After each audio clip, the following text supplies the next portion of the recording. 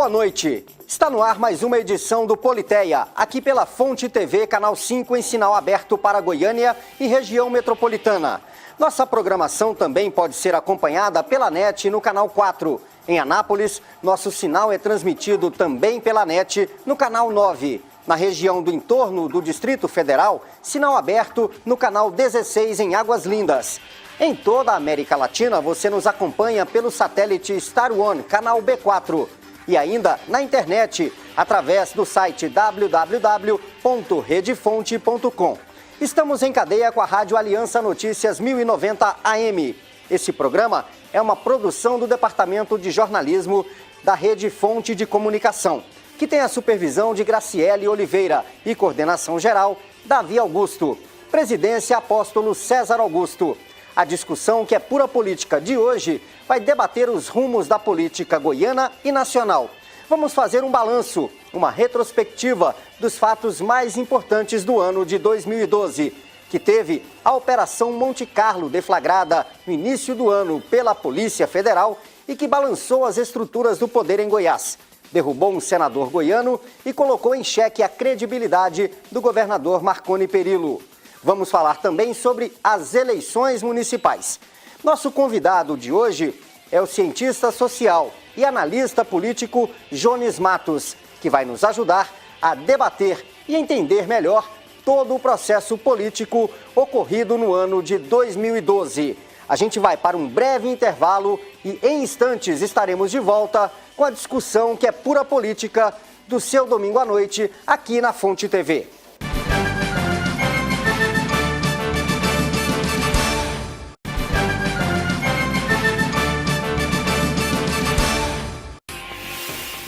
Estamos de volta com o Politeia neste domingo 23 de dezembro de 2012, antevéspera do Natal.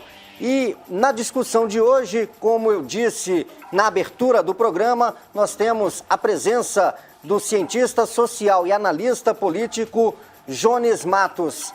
Boa noite, Jones. Obrigado pela presença aqui no Politeia.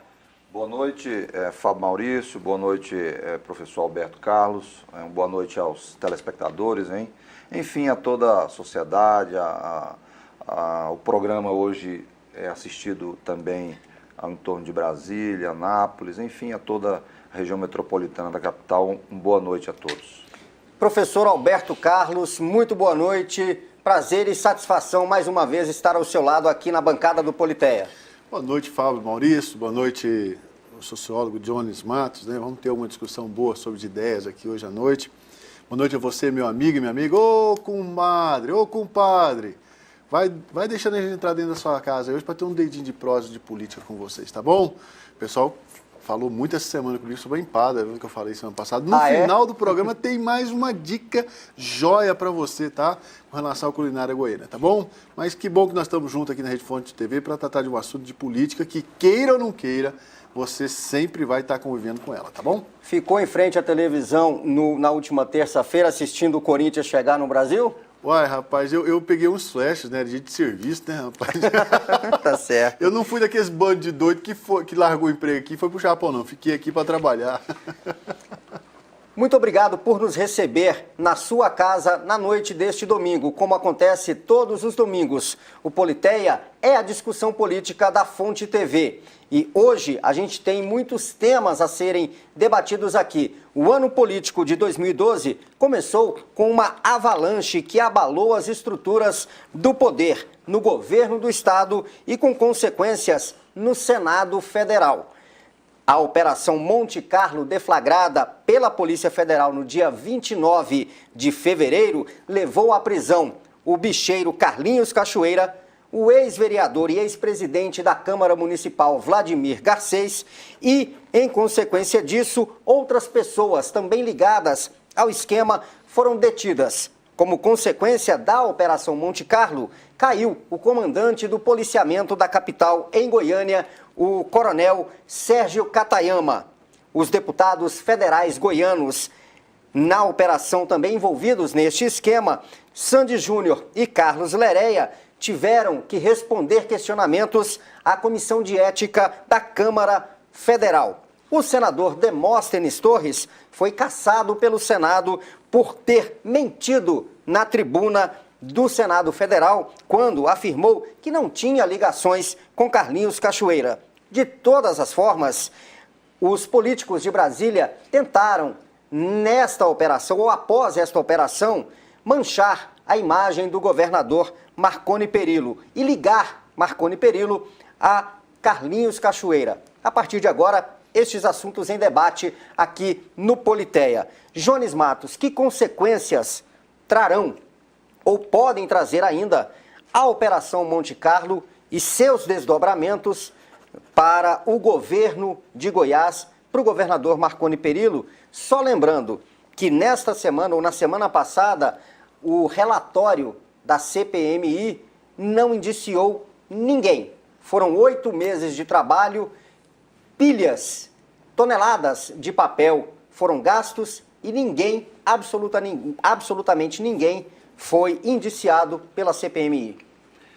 Bom, primeiramente eu gostaria de dizer que o resultado, né, que não teve nenhum resultado prático a CPI, o governador acabou, de certa forma, como tinha muita gente envolvida do governo, né, nesse debate, alguns dos seus principais assessores, né, de principais colaboradores, eu entendo que o governador saiu desse processo, foi favorável, né, porque se não houve um indiciamento, eu acho que o governador agora cria um ambiente político em que ele pode tentar reconstruir, né, sua imagem, sob o ponto de vista, né, de mostrar à opinião pública de que de que ele realmente não tinha nenhuma responsabilidade. O relatório da CPI, ele foi reprovado pela base governista, nem foi pela oposição, até porque a maioria da comissão parlamentar de inquérito está no governo, né? Então, se houve acordo, é possível que tenha tido um acordo, eu imagino que tenha tido, mas foi um relatório que, basicamente, ele tinha componentes políticos, né, de tentar, de certa forma, denegrir, né, de tentar desconstruir a imagem, não só do governador, mas também de vários cenários. Agora, do ponto de vista político, eu imagino que para a oposição em Goiás isso terá um desdobramento, né? A oposição em Goiás ela deve explorar essa discussão, até porque, segundo ela, pairam algumas dúvidas, né, em relação a isso tudo que está aí. No âmbito do judiciário, né, o processo foi encaminhado, voltou para o lugar que estava, né, que é a Procuradoria, né, o Ministério Público. Agora, o que acontece? Vai ser feito toda uma avaliação, né, do ponto de vista do Ministério Público, vai fazer a avaliação. No âmbito da discussão política, eu entendo que agora não sabemos, não quero aqui fazer nenhum exame de futurologia, né, mas daqui para frente a oposição deverá explorar esse debate, né, tentando mostrar que o governador tinha relação e etc e tal, para tentar ocupar o espaço. Eu não sei, professor Alberto, como que vai ser o cenário daqui para frente, né? Qual que vai ser o desdobramento. Nós vamos ter que analisar daqui uns dias. O fato foi positivo para o governador o não indiciamento dele e de boa parte dos seus assessores. Alberto, e se foi positivo para o governador, foi também, por exemplo, para os deputados federais citados durante a operação, Carlos Alberto Lereia e também o outro deputado federal nosso aqui de Goiás, o Rubens Ottoni chegou a ser citado, mas não apareceu, Sandy Júnior, esses dois que acabaram se explicando no Conselho de Ética da Câmara, mas que não deu em nada também. Olha, eu vou falar. Primeiro eu vou comentar sobre a sua pergunta, depois eu quero fazer um outro comentário, fazendo aqui uma avaliação de cronograma, só para entender um pouquinho, tá? Sobre o seu comentário.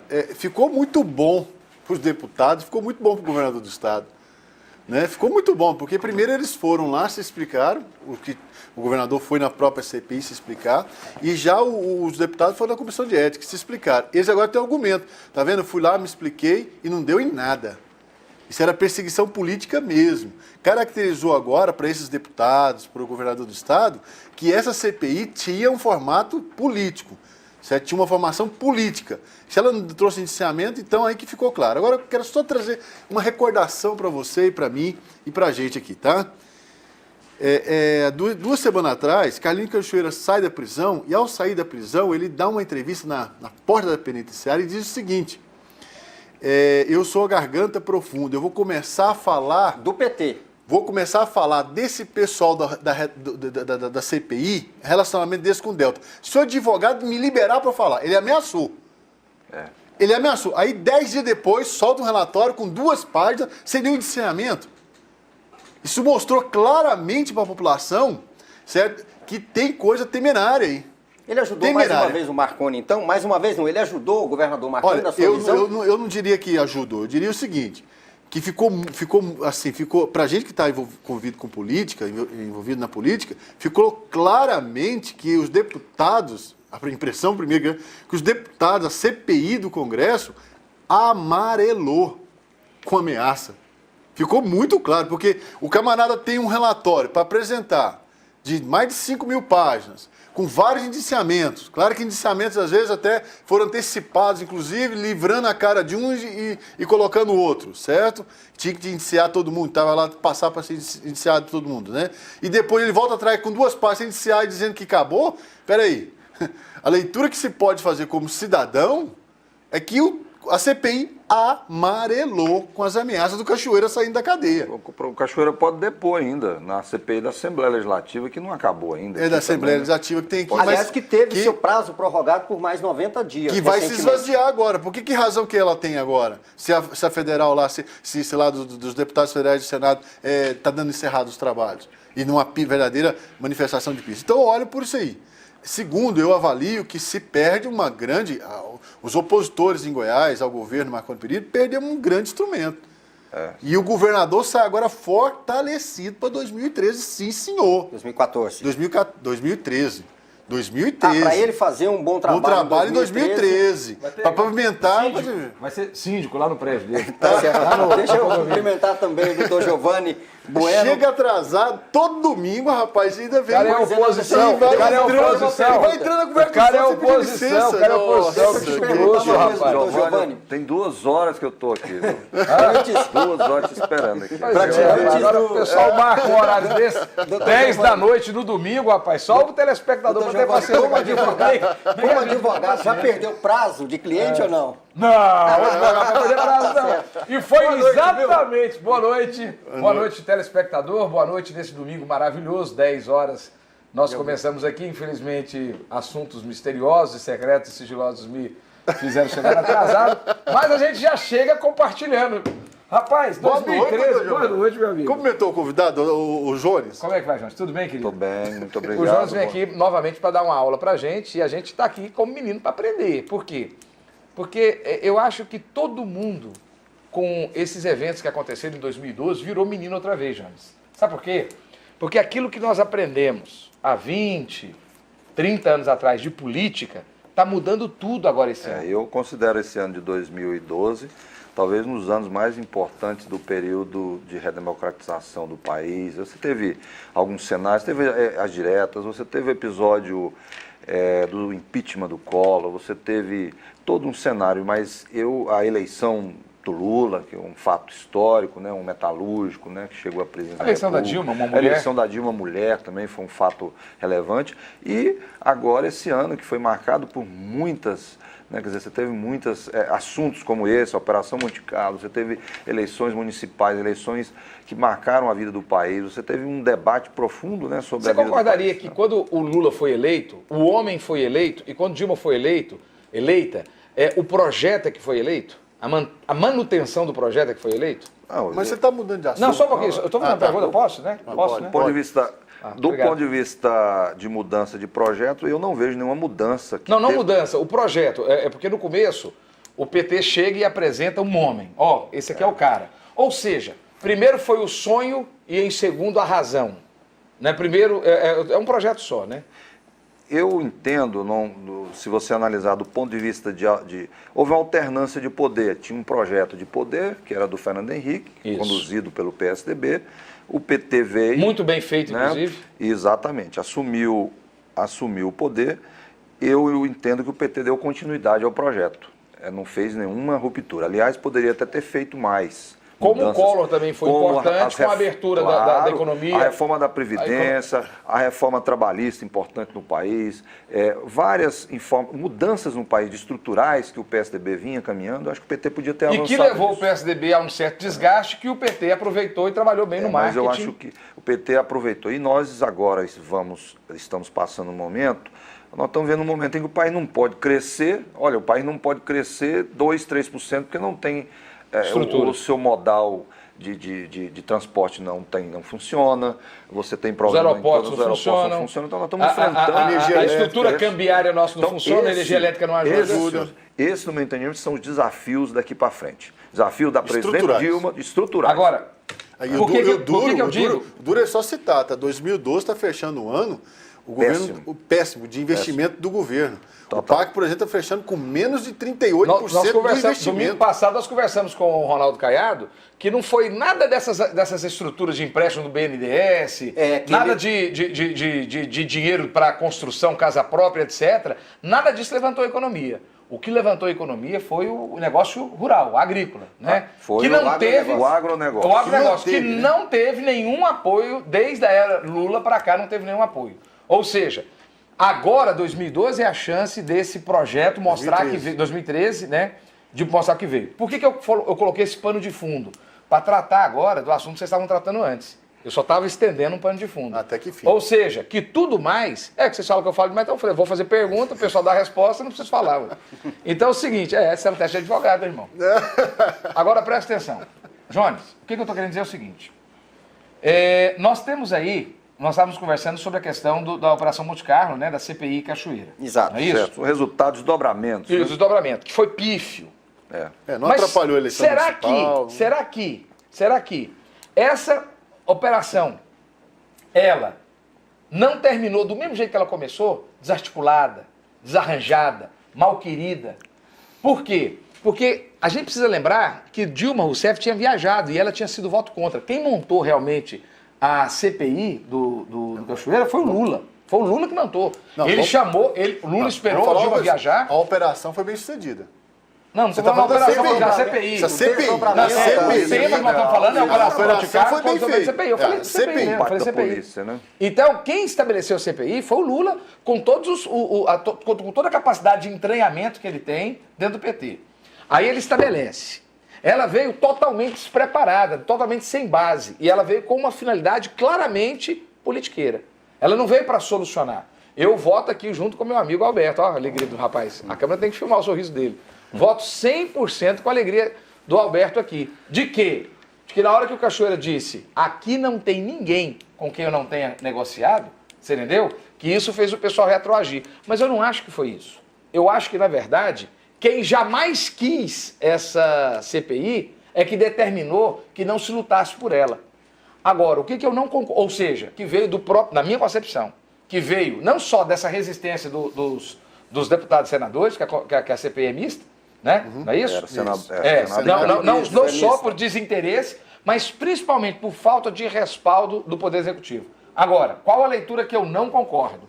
Eu não concordo que o pessoal do PSDB, o Marconi Perillo, que os deputados federais, eles saem incólumes. Por quê? Porque devolveu todo o material para o Ministério Público Federal. Que vai investigar. E lá no Ministério Público Federal, deu para essa operação muito maior informação para o público e deixou para queimar nas costas do Ministério Público Federal. Então eu não acho que vai ser caminho aberto, não. Nós vamos ver esse sangramento igual o sangramento do mensalão, com as penas, com a casação de mandato. Deixa eu terminar, estou terminando. Não, você não concorda da sua vez. Então, agora, olha só. Deixa eu terminar, eu cheguei tarde aqui, você falou aí até sozinho. Então é o seguinte, eu estava ouvindo no rádio. O que eu vejo é que todo mundo sabe que agora existe um medo enorme dos mensaleiros em função de que que dia que foi? Na terça-feira, quarta-feira de semana passada, quarta-feira próxima passada, não se discutiu, encerrou-se as sessões do STF, não vai ter mais sessão do STF, não se discutiu a questão da prisão dos mensaleiros, agora fica a cargo só do presidente. Quem é que é o presidente do STF? Joaquim Barbosa. E o MPF, na quinta-feira, entrou com o pedido para poder pedir de prisão. Então, Eles nós querem vamos que ver você seja se... julgado em plenário, né? Isso. Não houve julgamento Porque plenário. O que senão vai acontecer? ficará Vão ficar sangrando o ano inteiro. O ano inteiro, Dirceu sangrando, Genuíno sangrando, cada um daqueles elementos sangrando, e essa história... Danúbio sangrando. João Paulo. E aí o que aconteceu? A jogada foi, na minha concepção, foi maravilhosa. E o MPF, com seus inquéritos, com as suas investigações, auxiliando no sangramento do PSDB, do Marconi Perillo, dos deputados, e tendo maior controle sobre o resultado. Na minha concepção, não foi melhor. Na minha concepção, a CPI nunca deveria ter acontecido, foi mal ajambrada, mal feita, o pessoal só deu um acerto nela. Agora, eu só discordo desse posicionamento do Dr. Giovanni em um ponto, tá? Uma coisa são os holofotes, a marca, a mídia, dentro do Congresso, com a CPI. Outra coisa com o material lá dentro do Ministério Público. São coisas distintas para a sociedade. Exatamente. A sociedade não tem acesso às informações que estão lá no Ministério Público, mas tem acesso à CPI, que gosta de holofote. Gosta do holofote. Gosta do holofote. O deputado gosta. Mas foi isso que eu falei, Alberto. Não. Ela deu o holofote e agora jogou na mão da CPI. Mas vai se esconder ficar... lá. Não vai esconder, não vai. Mas aí tem um não detalhe. vai para a mídia, não vai trazer evidência, não vai ser notícia Alberto, diária. você achava que Não dia vai, 21 o não mundo ia vai. acabar, rapaz. Você achava que dia 21 o mundo ia aqui no dia acabar. 23 e nós e não estamos aqui acabou. 23 e não acabou. E um detalhe, agora um detalhe. Inverteu-se a roda também. Jones, vê se você concorda. Porque o papel de uma CPI ou de uma CPMI qual é? Realizar a investigação política, pegar as provas que tem e encaminhar tudo para o Ministério Público. O que ela vai encaminhar agora para o Ministério Público já fez. Ela devolveu para o Ministério Exatamente. Público. Ela só deu palco e luz. Isso, mas nós nada, estamos Ela deu falando. palco e luz. Foi o que eu falei, ué. Não Você me fala copiou. Na verdade, vai morrer, o assunto vai morrer. Não vai morrer, assunto vai Alberto, sumir. não vai morrer. Deixa eu falar, o assunto vai sumir da Vai pauta sangrar dos 2013. jornais, da televisão, dos rádios, jornalistas. Professor. Vai desaparecer o Alberto, assunto. todo domingo Então você eu assume o vou compromisso pegar com você. e vou mostrar Faz pra seu você. compromisso. Eu vou Faz seu compromisso. trazer aqui o Faz seu jornal compromisso. e vou mostrar no áudio. Você Faz falou o que não ia seu vir. compromisso. Peraí, eu não vamos vou ouvir. não sei. Eu Não vou trazer pra você no ano que Não vem. vai ser notícia Vou nos trazer jornais todo domingo, principais. Alberto. Não vai Todo sair em domingo. telejornais. Que tá no Ministério Público, não vai Vou abrir ter. a reportagem e vou mostrar aqui no ar. Não, tá bom. Vamos ouvir ver. aqui o Tá valendo. o cientista Todo domingo, social Alberto. Jones Matos. Você ia dizendo? Eu entendo que, de certa forma, quando o professor Alberto coloca esse aspecto de que pode até que aconteça isso, mas a oposição em Goiás ela vai utilizar esses argumentos, todo esse cenário para poder tentar manter a sua discussão e a desconstrução da própria imagem do governo, entendeu? Eu entendo que poderá ter alguns desdobramentos, perder um pouco de fôlego nesse processo, na medida em que não houve indiciamento. Eu acho que o não indiciamento do governador, de auxiliares do governador por parte da CPI, eu acho que o governador saiu ganhando nesse processo, na minha avaliação. Agora, já viu falar de boi de piranha? eu sei, Já foi os boi de piranha. eu sei, eu entendo, Você mas... já foi colocado. E o maior deles, o Demóstenes, que perdeu. o Demóstenes perdeu o o maior mandato, mandato, né? O maior O maior perdedor deles. desse processo é o Então- senador, que foi cassado, né? E Teve foi um problema. Corre o risco de perder também o cargo de promotor de justiça. não Apostadoria perde. e tudo mais. Mas Exatamente. deixa eu te Agora- falar uma coisa. Ele não foi cassado por causa da operação Da Monte Carlo. operação, Foi exatamente. das relações... Foi com- de ter mentido e mentir, de decoro parlamentar. Ele Falta subiu de na tribuna e falou, decoro, né? não conheço esse cidadão. Depois apareceu o Quebra de relacionamento decoro. dele. Que era o Exato. decoro. Se ele tivesse dado para a tribuna, feito que nem o Carlos Leréia fez, o Carlos Leréia chegou e falou assim, conheço o cidadão, convivo com ele, já almoço com ele, me ajuda em campanha, é goiano, ajuda a empresa dele. Ele foi para mostrou a cara e disse, não fugiu da... O Demóstenes cometeu erro, estratégia nesse sentido. Ele foi e falou, nunca vi, não sei quem que é, aí apareceu as relações dele. E aí o Congresso, o Senado se sentiu ferido e fez o decoro parlamentar dele. Foi isso que aconteceu. Com relação à Operação Monte Carlo, o senador Demóstenes não existe acusação com relação a isso. Não existe. A CPI, que nós falou, que o doutor Giovanni já colocou, deu um desserviço para o país. Foi um desserviço para o país. Na verdade, o Congresso acabou ficando desmoralizado, de certa forma, né? Foi Ficou vergonhoso. Aliás, Não, o Congresso está passando um um momento, assunto que eu um quero momento ver de com fuga. vocês aqui é Palco de justamente... manobra de um ex-presidente. Pois é, e ele escolheu mal, então, por exemplo, o relator que Muito fez papel de mal. palhaço ou de trouxa perante a população brasileira. Eu acho que é o que tinha, é o que se dispôs. Eu acho que deve ter Ninguém procurado... mais que aceitou, eu então, acho. o que o Lula propôs, seria isso? Quem ouviu, não, mas quem ouviu... Mas o governo quem tinha maioria, e aquilo que eu falei no início aqui, o relatório não foi...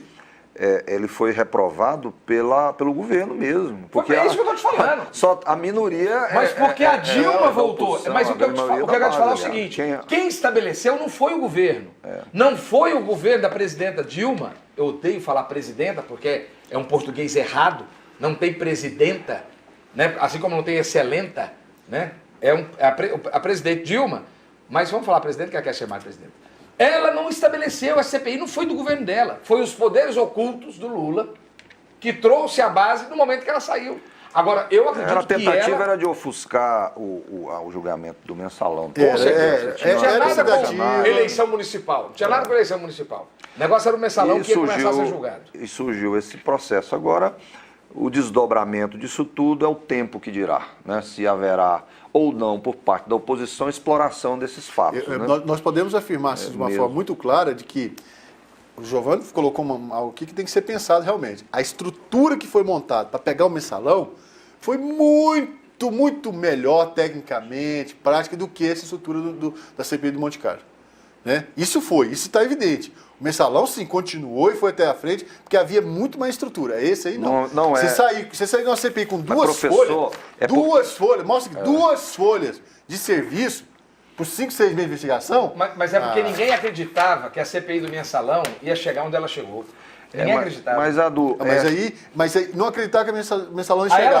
Aí ela seguiu o roteiro certinho. É claro, o ministro mas Fux, ali, essa outra agora poderia ter Fux, inventado. quando chegou lá, vocês viram a entrevista dele, ele disse que ele viu que as provas eram contundentes, né? Ele não tinha até então, o ministro que foi indicado pelo Lula, o Toffoli, né? Toffoli. Luiz Carlos Toffoli. Luiz Carlos Toffoli. Ele imaginou que era uma coisa quando ele chegou. Mas ele continua procurador ainda, né?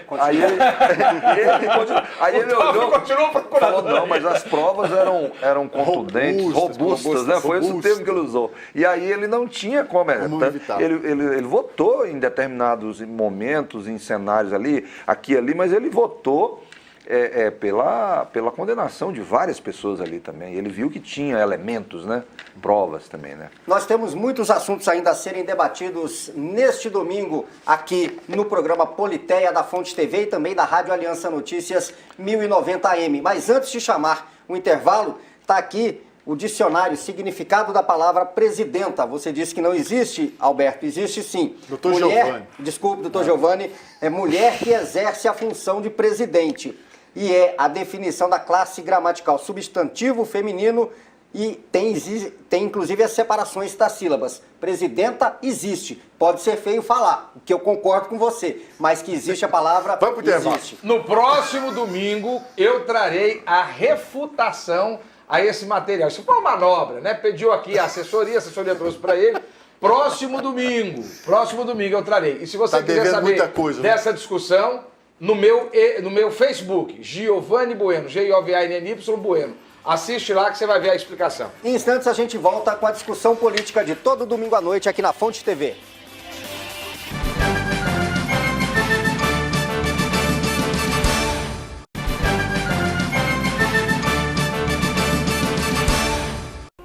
Estamos de volta com o Politeia aqui na Fonte TV e também na Rádio Aliança Notícias 1090 AM. A discussão política de todos os domingos à noite. Mensalão. O julgamento do mensalão foi assistido por milhares e milhares de brasileiros que viram o Supremo Tribunal Federal condenar políticos de primeira linha. Foram condenados José Dirceu, ex-chefe da Casa Civil da Presidência da República, José Genuíno, ex-presidente do partido que comanda o Brasil já há vários anos, o PT, e Delúbio Soares, ex-tesoureiro do partido. O ex-presidente da Câmara Federal, João Paulo Cunha, também foi condenado, para não citar mais nomes. O que isso representou para o Brasil? Professor Jones Matos, o que representou, na verdade, o julgamento do mensalão que transformou o presidente do STF, Joaquim Barbosa, numa espécie de herói nacional? Popstar. Talvez. Popstar. Olha, eu analiso que o julgamento do episódio, né, do mensalão, que foi comprovado, né? Acho que a Corte Máxima do país, o Supremo Tribunal Federal, comprovadamente, através de documentos, de análise, de informação, apesar de alguns setores aí do PT e de forças questionarem, mas existiu e está aí, eu acho que precisa ser enfrentado, né, o debate, né? Então, foi histórico, acho que marcou a vida do país, né? Eu acho que terá desdobramentos futuros, né, no campo jurídico, no campo da organização, no campo da probidade, né? Eu, de certa forma, a partir de agora, haverá um comportamento diferenciado com relação à questão da coisa pública, né, no que diz respeito à malversação do dinheiro, né, à lisura, né? E isso realmente foi, eu entendo que foi talvez um dos julgamentos mais importantes da história republicana desse país, talvez tenha sido este julgamento, né? E terão, com certeza, desdobramentos, né? Sobretudo no campo da política, né? Porque isso aconteceu num cenário em que você tinha personalidades importantes, como você citou. Os condenados são pessoas que detinham cargos da maior relevância na República Brasileira e que tiveram aí condenações e terão que respondê-las. Alguns presos, né? Outros terão, e há também multas pecuniárias também que terão que ser pagas, etc. e tal. Então, isso tudo dentro desse cenário aí, com certeza, eu entendo que a classe política brasileira, ela passa a partir de agora a ter um outro desdobramento, um outro comportamento para que a gente possa tocar. Acho que é um avanço, foi um avanço, é inegável, né? Os erros e acertos, é preciso que, eu até entendo que o PT precisava assumir isso, né? Assumir que realmente isto aconteceu, quer dizer, não ficar fazendo esse discurso ufanista não vai resolver. É preciso assumir essa responsabilidade. Essas pessoas não podem ser maior do que o partido.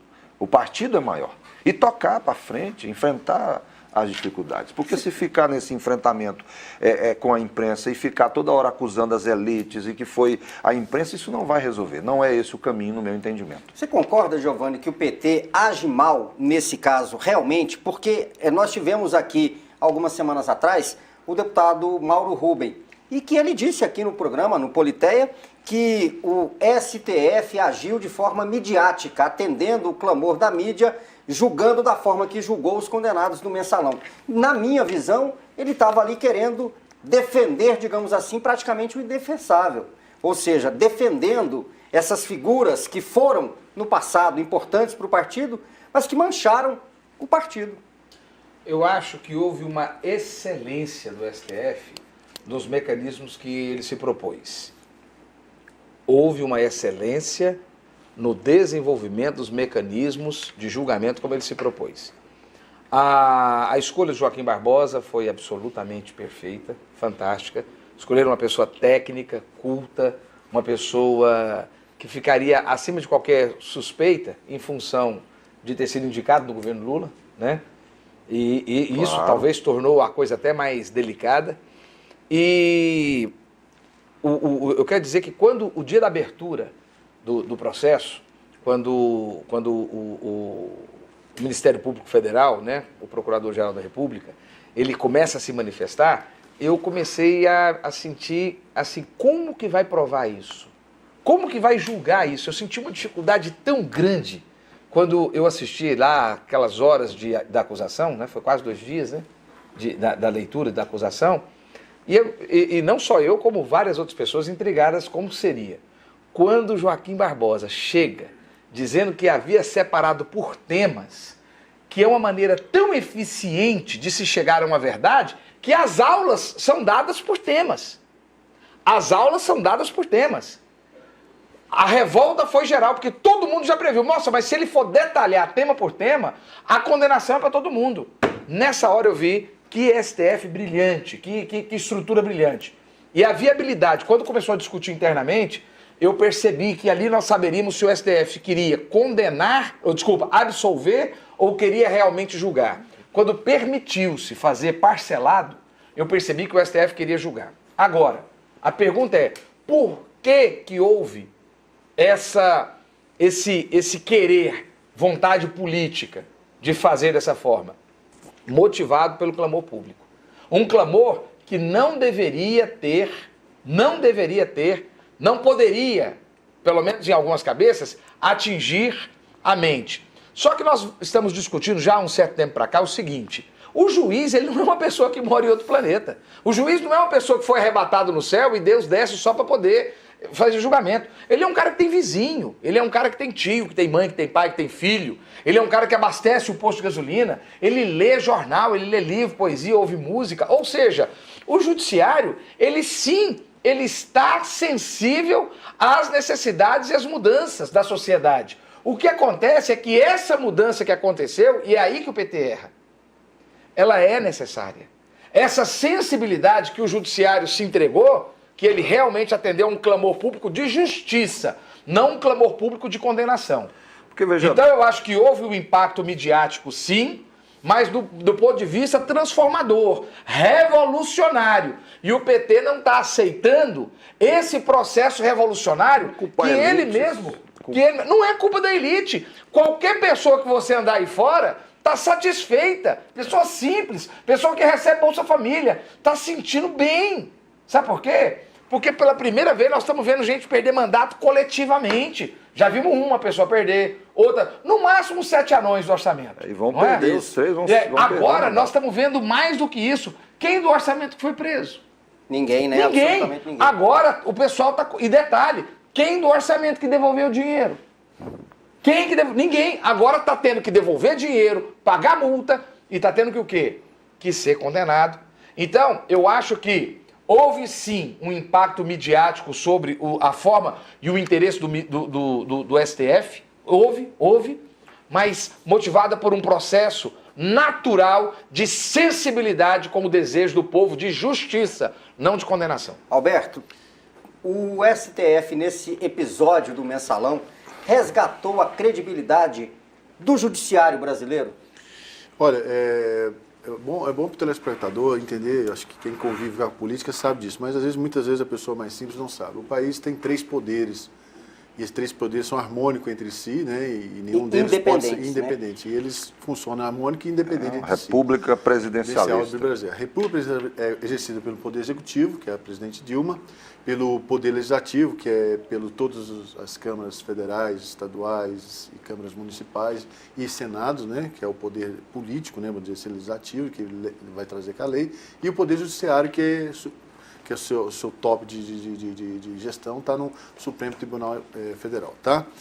O Supremo, eu diria para você que nós estamos vivendo um momento o Supremo, esse momento do Mensalão, foi um momento não de resgatar o Judiciário. O Judiciário tem, né, o doutor João pode explicar aqui melhor, né? Você tem várias camadas judiciárias, tem primeira instância, segunda instância, terceira, quarta, tem, sei lá, né? Então tem muitas situações do judiciário. Agora, o que o STF fez foi dizer para a sociedade está lendo isso muito bem, a dona Maria, como diz Giovanni, está lendo isso muito bem, que existe justiça no país.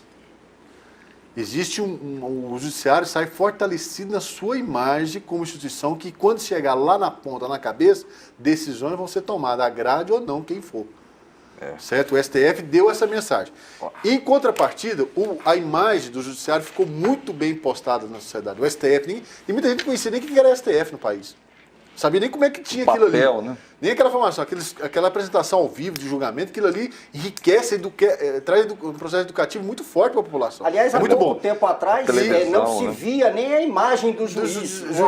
O Giovanni falou aí que o juiz é uma pessoa como todos nós, e a gente não via nem a imagem do juiz. Então, quer dizer, o judiciário sai com uma imagem muito interessante, muito interessante mesmo. O executivo não afetou em nada, continua aquela imagem lá da dona Dilma, do executivo, dos ministérios e tal. Agora, o legislativo brasileiro está recebendo a mensagem, a impressão que a população recebe do legislativo é muito ruim. Isso não é bom para o processo democrático. Claro que não. Isso não é bom. O bom para o processo democrático é ter um Congresso forte, com a imagem forte para a gente, legislando mesmo, aplicando, julgando, contrariando interesses, mas procurando o bem comum. Esse que é bom, deputados, debates e tal. Isso que é bom ter na Assembleia Legislativa, nas câmaras, Agora, o grande problema que foi colocado aqui com relação ao PT é que o PT está passando uma crise, que o PT precisa entender que ele só está no poder porque no passado ele jogou pedra em vidraça. E se ele está no poder, ele é vidraça, ele vai receber pedrada. E não adianta falar que não é processo democrático. Faz parte do jogo democrático. Faz parte. Ser criticado, ser vaiado, ser pinchado, ser julgado. Tem a imprensa contra. Tem a imprensa... parte. Agora dizer, essa imprensa é marrom, esse pessoal não pode falar mal, ou esse pessoal não pode gritar aqui fora. Não, peraí. Isso é do processo democrático, a manifestação é livre.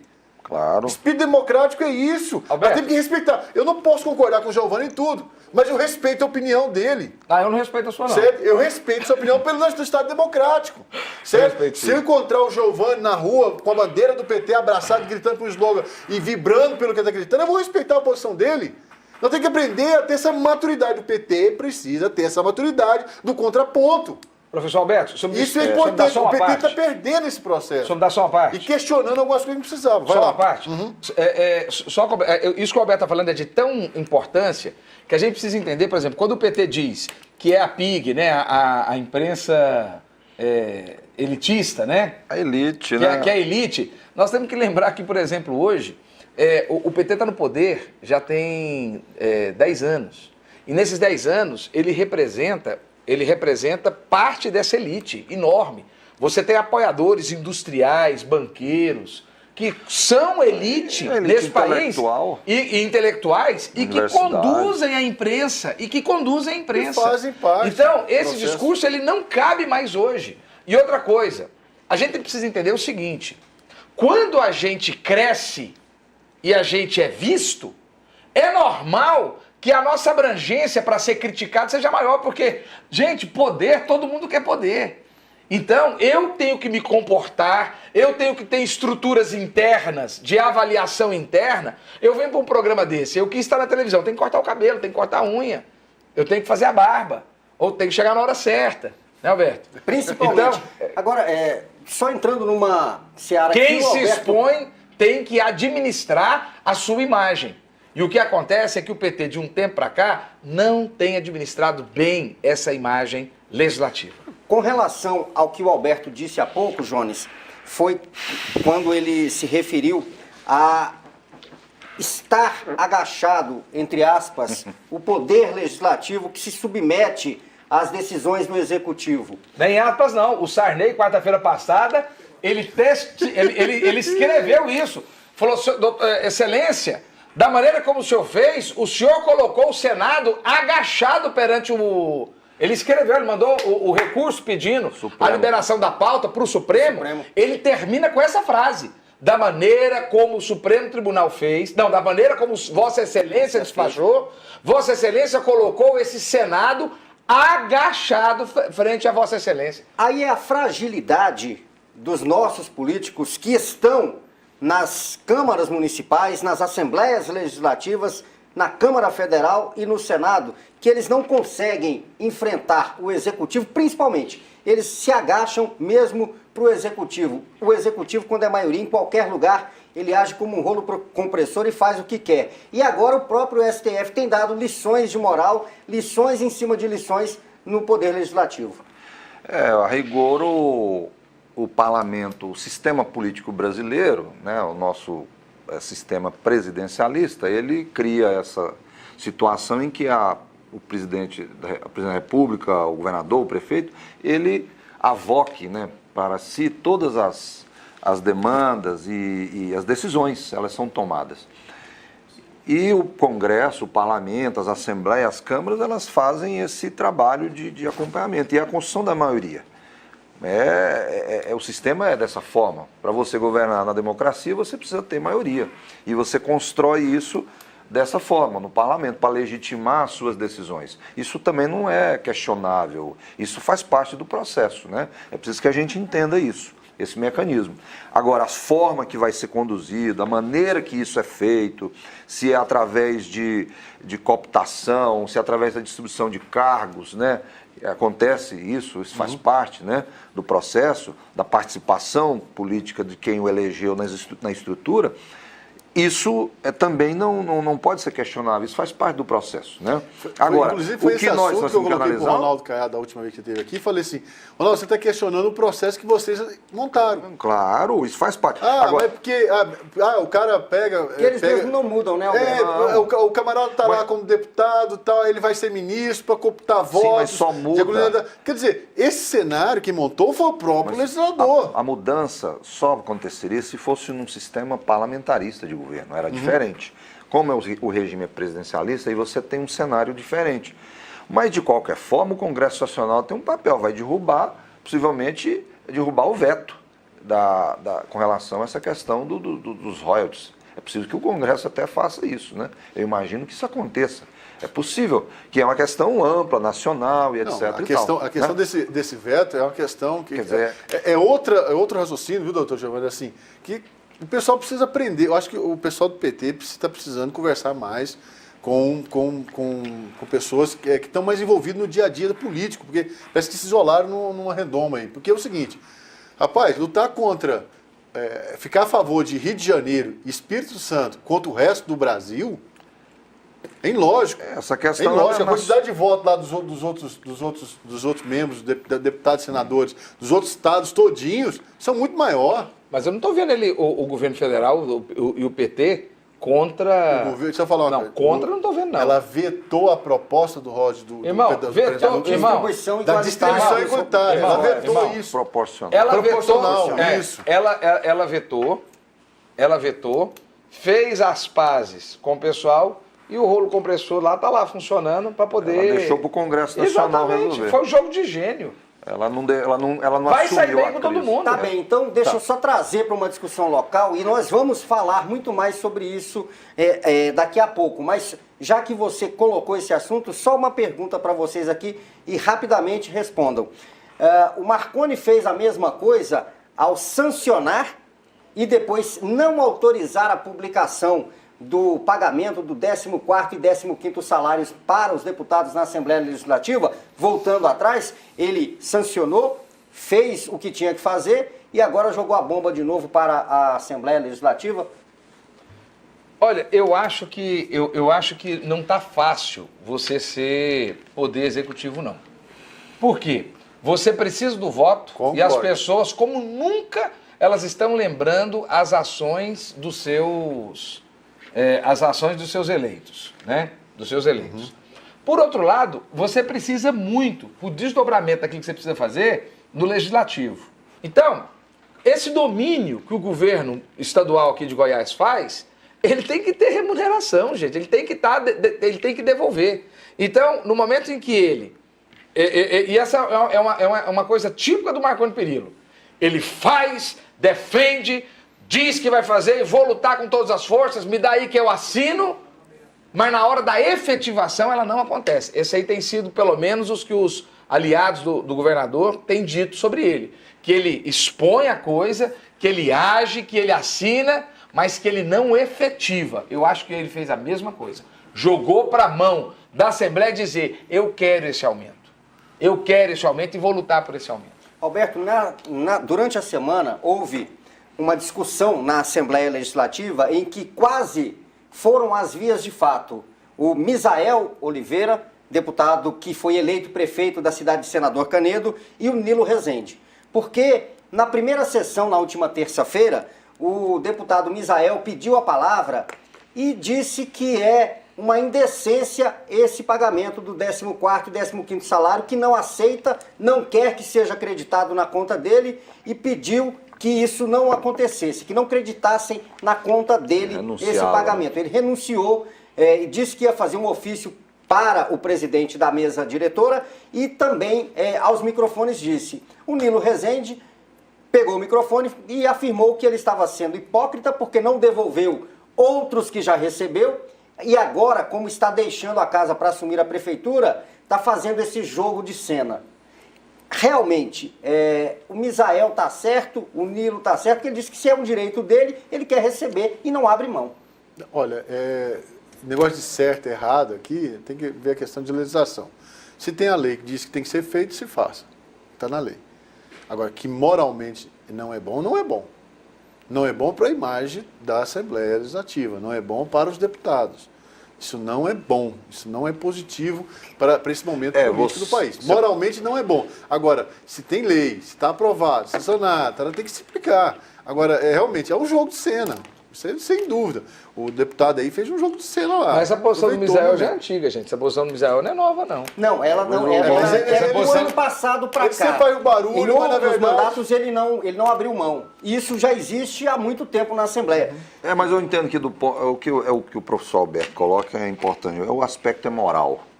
Nem é. Essa questão de legislação é meramente técnica, né? Nós sabemos disso aqui. Quiserem mudar, muda e tal. O aspecto é moral.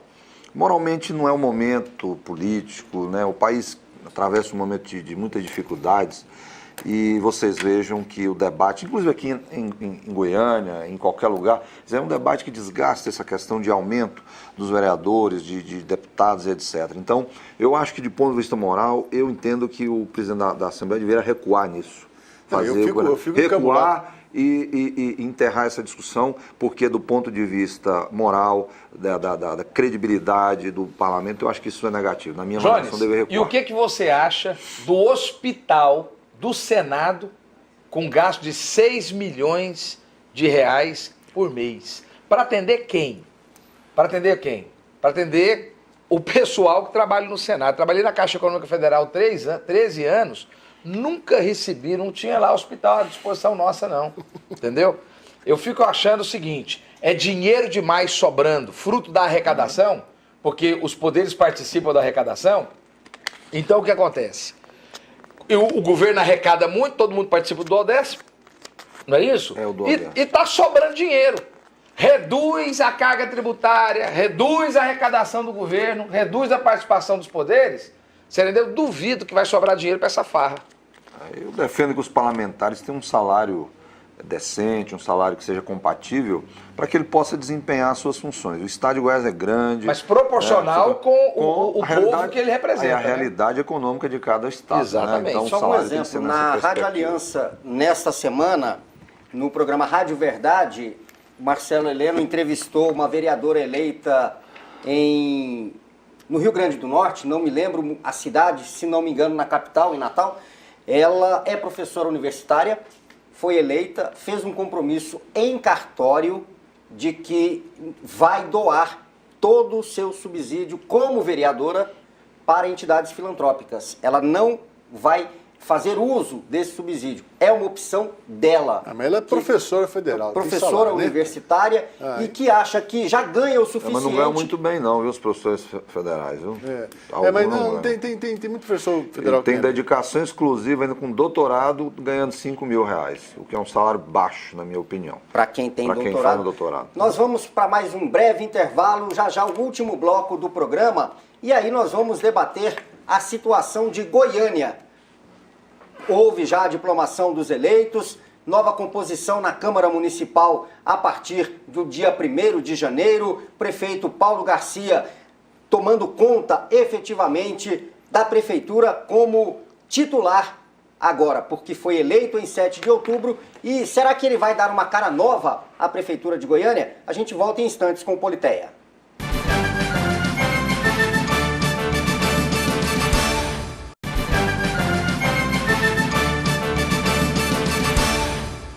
Estamos de volta com o Politeia, agora para o último bloco do programa.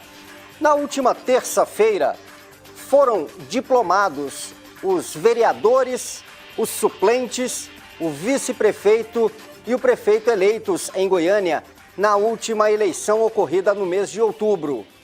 Durante a solenidade, um episódio manchou a festa. Acompanhe na reportagem de Aulos Rincon.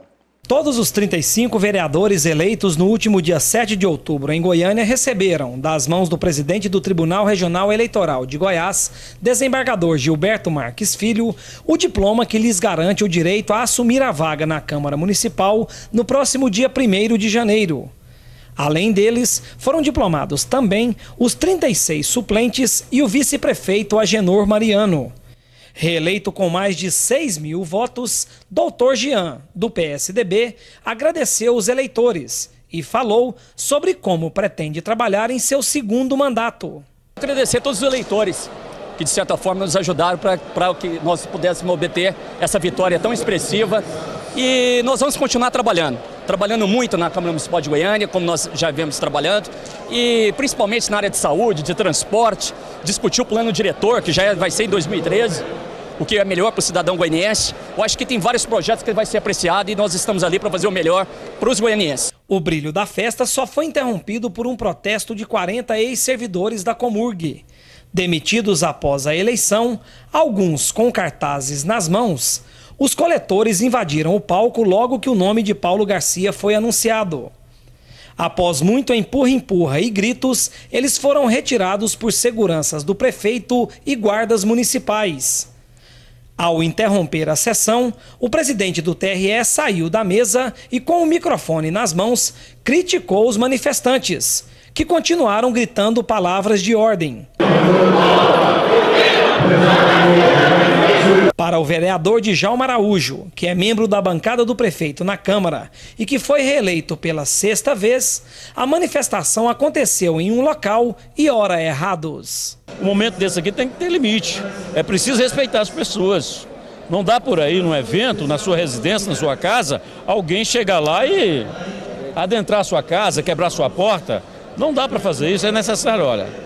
Tudo tem que ter limite. A democracia exige limite. Essa solenidade exige limite, respeito às pessoas. Manifestar um direito dos trabalhadores de organização, nós defendemos isso há quantos anos. Agora, neste ambiente aqui, foi extremamente equivocado esse tipo de manifestação. Essa situação envolvendo esses ex-servidores que foram demitidos pelo prefeito e que aprontaram essa manifestação na solenidade de diplomação, ela é passível de condenação, ou seja, de críticas pelo menos, no mínimo, porque eles aprontaram num momento de festa que nem era do prefeito, era na verdade do Tribunal Regional Eleitoral. De certa forma, esse tipo de manifestação acaba acontecendo nesses eventos, né? É o momento que eles encontram para fazer questionamentos, né? Muitas vezes não são ouvidos, né? Vai chegando no passo também, não vão ser resolvidos. Agora, isso faz parte do processo. Eu não condeno absolutamente nada no ambiente que a gente está vivendo no país. Eu só condeno questões de natureza que realmente, quando existe uma coisa que realmente denigre a imagem, que tem uma agressão física, né, que vai realmente para as vias de fato. E não foi o que aconteceu. Aqui foi uma demonstração de insatisfação e que é preciso ser conduzida, conversar para se tentar encontrar um caminho ali numa situação como aquela. Talvez o ambiente ali também não fosse propício, né, para esse tipo de atuação, mas isso faz parte do processo. Alberto, não houve, na verdade, como disse o Jones, vias de fato, mas os seguranças que estavam presentes antes, inclusive, da chegada de integrantes da Guarda Municipal,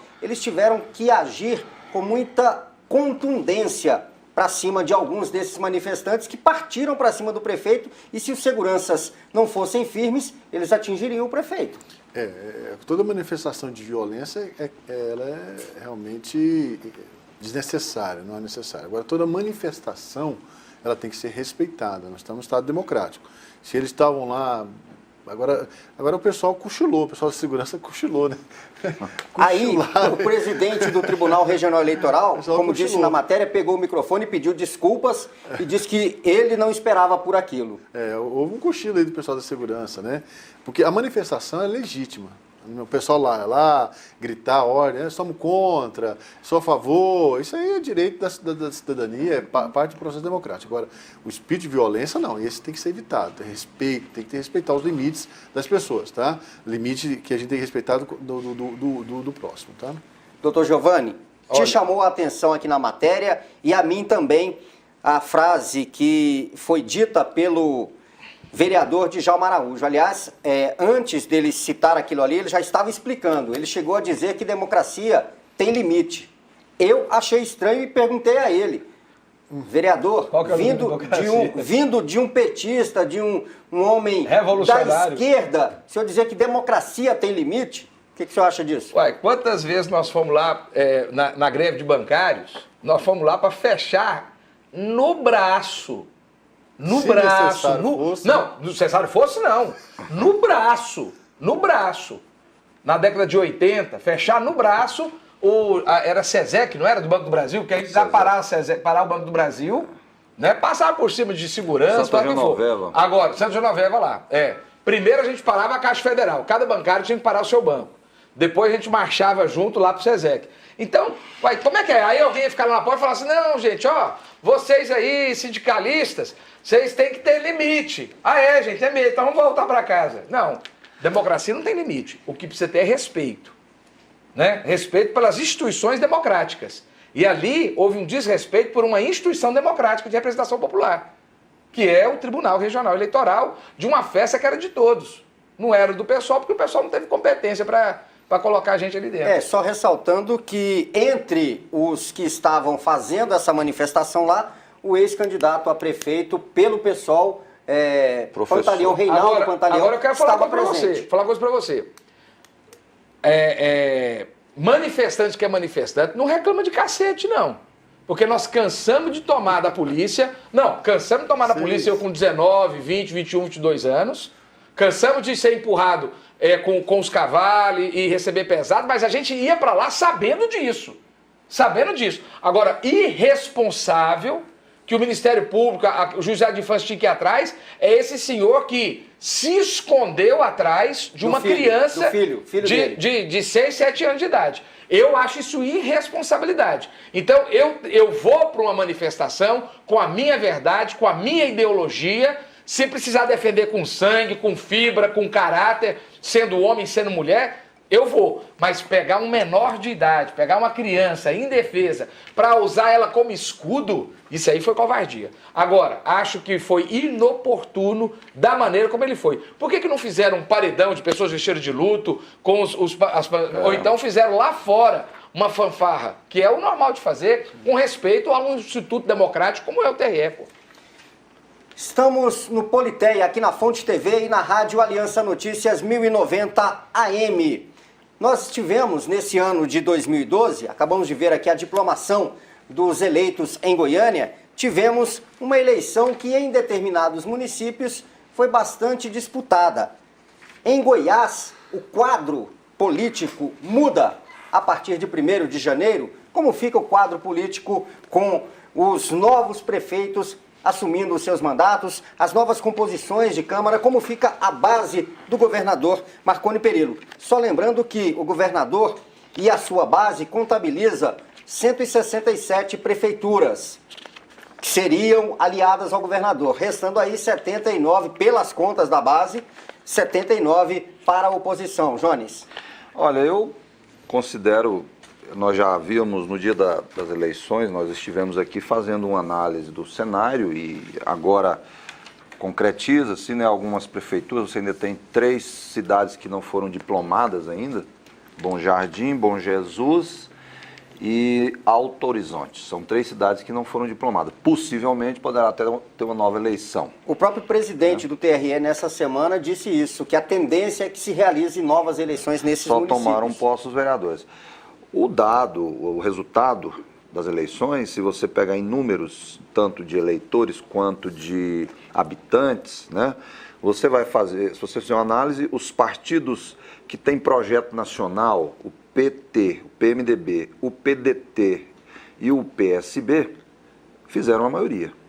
Eles têm a ampla maioria e estão com as prefeituras de maior influência política no Estado. Estão nas mãos dessas forças políticas, que poderão estar juntas em 2014 ou não. Se estiverem juntas, poderão ter êxito aí num projeto. Se não tiverem, do outro lado, o governador PSDB, o PTB, o PSD e eu diria que o DEM também, eu inseria nesse processo, até porque o vice-governador é do DEM, né, e estava na aliança, elegeram também, mas de certa forma, ficaram fragilizados, porque os principais colégios eleitorais ficaram com as oposições. Porongatu, Jataí, aqui Anápolis, Aparecida de Goiânia, né? Então você tem aí um cenário que é desfavorável. E a política de Goiás passa por esses municípios. Então, o governador, juntamente com os partidos aliados, terá que fazer um esforço imenso, né? Os desgastes que o governador enfrentou em função desses episódios constantes, o ano praticamente a gente ficou aí envolvido nessas questões todas relacionadas ao seu governo, e a partir de agora pensar, porque vai ter que realizar, né? Construir, etc. Agora, como que vai caminhar, qual que é a perspectiva para 2014, vai depender das articulações que essas forças políticas fizerem. Quem efetivamente fizer ali uma aliança que consiga agregar mais, né? Precisa construir uma candidatura para que eles possam efetivamente fazer com que o governador tenha mais dificuldades. Mas eu entendo que hoje a oposição ela toma posse dia 1º e as oposições elas se fortaleceram nesse processo eleitoral. O governador vai ter que aí fazer toda uma reengenharia para poder recompor esses grupos todos. O governo é muito forte, né? O governo tem capacidade, tem competência e com certeza vai trabalhar em cima desse enfrentamento aí para poder recuperar, né, a sua popularidade e, sobretudo, apoio, né? Apoio é fundamental, né? Professor Alberto Carlos, o PMDB e o PT vão conseguir, nesse ano de 2013 e até a convenção partidária em junho de 2014, conciliar os interesses dos partidos e dos integrantes do partido para marchar unido? E a gente pode citar aqui, o PMDB tem como nomes citados a toda hora para a disputa do governo o ex-prefeito de Goiânia, Iris Rezende, já se fala em Samuel Albernaz, já se fala em Wagner Siqueira, e o PT com 2 nomes que saíram das urnas. Samuel Belchior, desculpe, Samuel Belchior, e o PT que saiu das urnas extremamente vitorioso, com Paulo Garcia aqui em Goiânia e Antônio Gomide em Anápolis. Eles vão conseguir conciliar esses interesses? A conciliação vai depender com quem eles vão enfrentar. 2013 é um ano de articulação. Vai ser um ano basicamente de articulação, para saber quem vai ser o confronto eleitoral.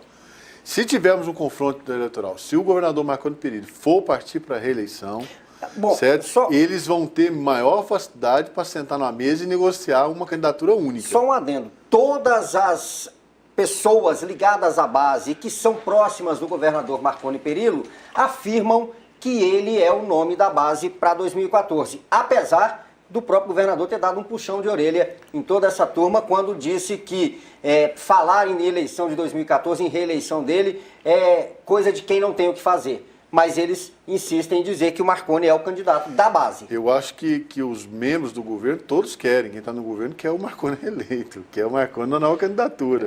É cômodo para eles. Agora tem que perguntar para Marconi Perillo, certo? Se é interessante para ele disputar um governo, isso vai depender muito do que vai acontecer em 2013.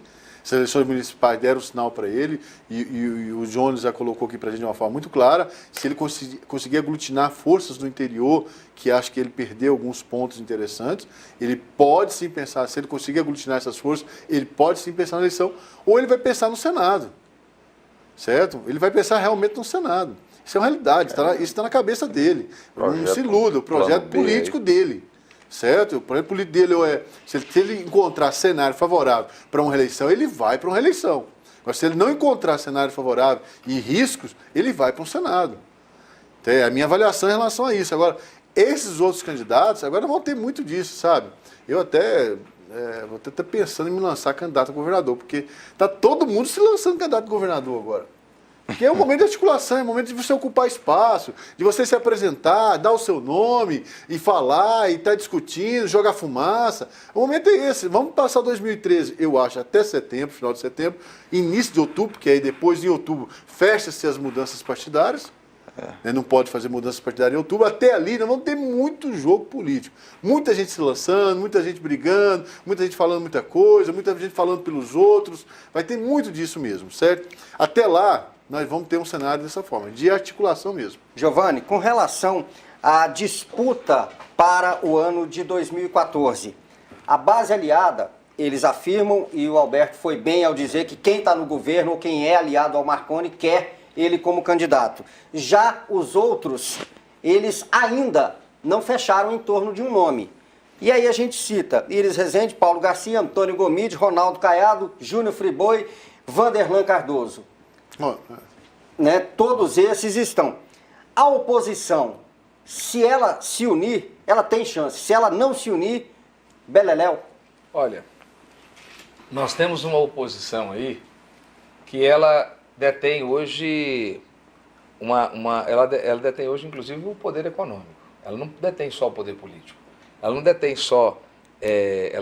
só as principais cidades. Aproximadamente, você falou em poder econômico, aproximadamente 70% do PIB goiano estão em Aparecida, Goiânia e Anápolis. O que mostra que as forças dessas regiões que vão trabalhar a favor do candidato dessa oposição levantam um gigante para essa campanha. O próprio resultado das urnas municipais foi um fracasso, uma derrota, não foi fracasso. Mas foi uma derrota do partido do governo. O governo não assume isso. Eles queriam 240 prefeituras, pegaram só 200. E a grande maioria, as que foram eleitas são grotões. Isso, e só pequenas e que não têm poder em si mesmas. Elas têm poder elas não têm o poder de arregimentar, elas são regimento. Né? Elas compõem o regimento e não arregimentam. Fora isso, existe um desgaste muito grande do governador Marconi Perillo em relação aos aliados dele, até porque o Estado não conseguiu gerar recursos financeiros para cumprir diversas promessas que foram feitas, e as reclamações que existem são várias. E o povo já começa a perceber isso, que diz que vai fazer alguma coisa, mas as coisas não saem do lugar. E essa realidade não é a realidade só do Marconi Perillo, não. Vários estados estão nessa realidade. A grande questão é que isso não tem sido tratado, isso não tem sido combatido. Então, sinceramente, eu não vejo uma boa perspectiva para o governo estadual. Encerrando. Agora, a pergunta também é o seguinte, com isso instigou a oposição, porque agora o PMDB falou, peraí, já tem tantos anos que nós estamos indo aqui a reboque, agora nós queremos a cabeça do negócio. Aí você tem um Iris Rezende que tomou peia até falar chega. E eu acho que o sonho dele é encerrar a carreira política derrotando o Marconi. Em cima do Marconi. Derrotando o Marconi. Em cima do Marconi. E só o fato do Marconi correr para ser senador já é uma vitória para ele. Eu avalio que o governador deva, como ele trabalha com profissionalismo, toda a sua campanha a gente acompanha aí, a gente trabalha com esse cenário. Ele vai fazer pesquisa, com certeza, qualitativa, ele deve estar acompanhando, ele vai dar um tempo nesse cenário todo, essa questão do nome dele não ter sido, dessa reprovação por parte do... Não ter sido indiciado pela CPMI, pela né? CPMI, isso foi um fato positivo, ganha força, né? Ele pode trabalhar isso aí agora e tentar dar uma volta por cima. Então, eu entendo que ele vai trabalhar em cima desses elementos, e tentar, através disso, da mídia, né, de construção, de reconstrução, para poder ocupar esse espaço, e aí, porque há um desgaste realmente. E ele só vai ocupar esse espaço no final do ano que vem. Por quê? Porque ainda tem a questão do MPF, ainda tem a questão... E terá enfrentamentos ainda. Tem os enfrentamentos para fazer, e outra coisa, o Marconi Perillo, na verdade, é de qual partido mesmo? PSDB, certeza absoluta? E o que é que o PSD faz lá de braços abertos, com dois homens de confiança dele, colocados por ele, conduzindo o PSD, que é o Armando Vigílio e o Vilmar Rocha. E o Vilmar Rocha, que é inclusive o chefe de gabinete dele. Ou seja, ele tem alternativas demais. Marconi é um gênio. E ele vai agora, Próprio vice-governador. Nós precisamos lembrar que o Marconi, ele tem uma economia que a gente não se lembra. Sabe de qual é a economia dele? Chama-se tempo. Ele foi alçado aos melhores e maiores lugares desse país, de autoridade do governo, garoto, menino. Então, ele pode, se ele quiser dar uma afastada, lógico que ninguém faz isso no poder, mas se ele quiser dar uma afastada e voltar daqui a 5 anos, ele pode. Ele já fez, ele ocupou todos os lugares importantes, inclusive na mídia nacional, inclusive tendo aí algumas indicações como um possível nome nacional. Dentro do PSDB, ele tem tempo que o doutor Iris não tem. Que o doutor Iris já está chegando no momento do apogeu da sua vida. E depois de Iris Rezende, qual é o outro grande nome do Estado? Marconi Perillo. Ele tem esse depósito guardado. Para que ele vai agora se expor? Para que ele vai agora por vaidade? Confrontar, mexer com o PT? Agora é um bom momento para mexer com o PT? Eu não sei. Agora, por outro lado, tem fogo na casa amiga. Afinal de contas, quem sobe para reinar? Israel ou Judá? Né? Quem sobe para reinar? PT ou PMDB?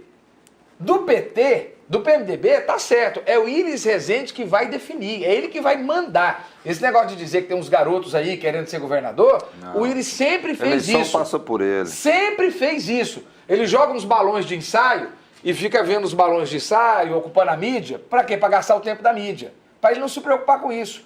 Agora, no PT, não. Você tem dois grupos do PT muito claros. O grupo do Paulo Garcia, que é um grupo ligado a Delúcio Soares, e o grupo do Rubens Ottoni. Do Rubens Ottoni. São correntes ideológicas diferentes, são maneiras de se organizar diferentes, tem história política diferente. O Paulo está indo para o primeiro mandato dele. Esse é o primeiro mandato dele, é o primeiro secretariado dele, é o primeiro líder dele, é a primeira estrutura de governo dele. Então, ele está indo. O Rubens Ottoni e o Gomide, ele já tem uma história, inclusive, de exercício desse poder. Eu acho que essa não é uma história que está pronta para ser discutida agora, não. Nós ainda vamos ter muita água correndo debaixo dessa ponte. E temos que pensar também que vamos ter uma eleição a nível federal. Eleição nacional, né? Que vai contar. Que vai contar. Quem é candidato realmente? A Dilma. E ela vai sair com vantagem para a reeleição? O Lula vai fazer. O Lula já avisou que vai fazer o país. Já está falando aqui que vai correr o país, Se o Lula está dizendo que vai correr o país, ele está preparando de novo a caravana da felicidade. Ele está preparando. Acontece o seguinte, posso ser sincero? Gente, eu acho que não há espaço dentro da intelectualidade que ajudou o Lula a chegar e dentro de certas estruturas produtivas que também ajudaram o Lula a chegar onde ele chegou, não há espaço para aceitação para o Lula. Por quê? Ele é populista, ele tem um pouco de chaves na estrutura dele de conduzir, e eu creio que o país precisa hoje de Dilma Rousseff. E o país quer Dilma Rousseff. Eu acredito nisso. E eu creio que no momento em que o Lula perceber isso, vai ter talvez nós vamos ter um problema aí dentro do PT nacional. Jones, o Lula saiu do poder com a ascensão de Dilma. O poder não saiu dele, não? Eu imagino que o Lula tem algumas dificuldades de compreender. Essa questão mesmo de sair pelo país, eu acho isso uma tolice, não vai mudar nada, ficar contestando. Deixou viajar, gente. Não, pode até viajar, mas eu acho que o Fernando Henrique falou uma coisa muito importante nesse episódio do julgamento do Mensalão, quando o Lula disse que o povo não estava preocupado com o julgamento do Mensalão. O Fernando Henrique falou o seguinte, falou que o povo pode até não estar, mas você como líder deveria estar, né? E eu acho que é preciso ter responsabilidade com essa situação, com esse momento político que a gente está vivendo. É outra circunstância. Não adianta o secretário da Casa da Presidência da República, o Clóvis Carvalho, convocar a militância, o Gilberto Carvalho fazer a convocação. Olha, como convocar a militância? Ele é um agente do governo, não pode fazer convocação de militante. Quem convoca é o presidente do partido dele. Quer dizer, confunde o público com o privado. Às Qual vezes, militância? Sabe? Eu não sei. Aquela militância universitária, idealista, aquela militância católica, envolvida. Não, senhor. Virou tudo capitalista. Não, senhor. Existe muita gente ideológica nesse país. Existe muita gente ideológica nesse país que crê num país melhor, que crê num país de desenvolvimento, deixa eu só Deixa eu só fechar minha conclusão. Eu acho que o Lula foi uma grande liderança, um líder, é um dos principais líderes da América Latina, teve o seu papel, chegou à presidência da República, mas eu acho que é preciso que entenda, a história acabou, há uma mudança, né? Há um ciclo, né? Então a gente tem que pensar daqui para frente. Eu não quero ficar com esse discurso ufanista, né? As pessoas ficarem cultuando líderes carismáticos, né? Como essa situação. Acho que a gente tem que pensar numa perspectiva mais racional, né? Pensar numa discussão mais ampla. E eu acho que o país precisa de gestor, né? Nós precisamos de alguém para enfrentar esses desafios. O momento é bom para o país, para crescer, para investir em educação, para transformar esse país. Agora nós vamos pensar daqui para frente numa gestão pública eficiente, não aparelhamento do Estado, como a gente tem visto aí, o movimento sindical controlado, né, pelas forças políticas, quer dizer, então este é um momento em que nós precisamos pensar nisso, encontrar essa saída. Final do programa Politeia deste domingo, 23 de dezembro. Giovanni, muito boa noite, obrigado mais uma vez. Aí, gente, amanhã, véspera de Natal, dia de estar com a família e depois Natal. Queria dizer para você que nesse momento eu não vou fechar o ano, mas eu queria te animar a pensar um pouco no próximo, a pensar um pouco nas outras pessoas. Quando nós falamos de política aqui, é porque nós acreditamos num mundo melhor, numa sociedade mais justa, mais honesta, e nós acreditamos que passa muito pela discussão e pela prática política saudável. Mas vamos aproveitar amanhã, que é véspera de Natal, e vamos levantar os nossos olhos, pensamentos e coração para aquele que é o maior de todos os humanistas, aquele que realmente pensa na humanidade, ao ponto de ter enviado seu filho para nos dar um caminho, uma condução para realmente uma salvação e uma vida plena, uma vida verdadeira. Que Deus abençoe a todos vocês, um Feliz Natal, e é sempre uma honra muito grande para mim poder ser recebido na sua casa, no seu aparelho de TV. Um grande beijo, forte abraço, até domingo que vem. Professor Alberto Carlos, um ótimo Natal para o senhor também. Uma satisfação estar convivendo com o senhor, com o Giovanni, todos os domingos aqui no Politeia. Você já encerrou? Não, estou te desejando uma boa noite. Tá, boa noite. Para você falar. Tá bom. Boa noite, Jones. Foi um prazer encontrá-lo novamente. Doutor Giovanni, um grande abraço. Feliz Natal para todo mundo, tá? Que você possa aí aproveitar esse Natal, compartilhe das palavras do Giovanni, tá bom? Momento ímpar, único, de estar em família, de conviver com família, tá? Dá um abraço bem gostoso em quem você ama, dá um beijo bem carinhoso na pessoa que você convive no dia a dia, tá bom? E brigadão, compadre, por ter nos recebido na sua casa de novo com um dedinho de prosa, tá? O meu desejo nessa semana é que você possa de manhã levantar e sentar na mesa para tomar um café da manhã e ter na sua frente um bolo de fubá quentinho. Você, ao partir o bolo de fumaça, sabe aquela fumaça gostosa, bem gostosa, e tomou um copo de leite bem quentinho, assim, leite meio bem gostoso mesmo, para você, com café, para você começar o dia assim de uma forma muito animada, tá? Boa semana e Feliz Natal. Cientista social Jones Matos, nosso convidado da noite deste domingo, muito obrigado pela presença, um ótimo Natal e uma ótima semana. Muito obrigado aos telespectadores, né, aos colegas aqui da mesa, da bancada, aqui o Fábio, o Alberto, né, enfim, a todos que nos assistem, né, eu acho que é um momento importante, quero desejar um Feliz Natal e na esperança, né, eu acho que a gente tem que sempre ter a expectativa de que dias melhores virão. Eu acho que esse é o espírito, né, que a gente tem que colocar aí. Eu quero agradecer mesmo, mais uma vez, estar aqui com vocês debatendo assuntos tão relevantes, né, que a sociedade goiana aceita, e eu acho que isso é importante. Então a gente está aqui para desejar a todos um Feliz Natal e uma boa noite a todos. Que o espírito de Natal esteja presente em cada lar, em cada casa, cada residência das pessoas que nos acompanharam e pelo mundo afora. Que você tenha um ótimo Natal, uma semana abençoada. Tenha sempre Deus no coração, porque sem Ele você não alcança os seus objetivos. O Politeia volta no próximo domingo. Boa noite.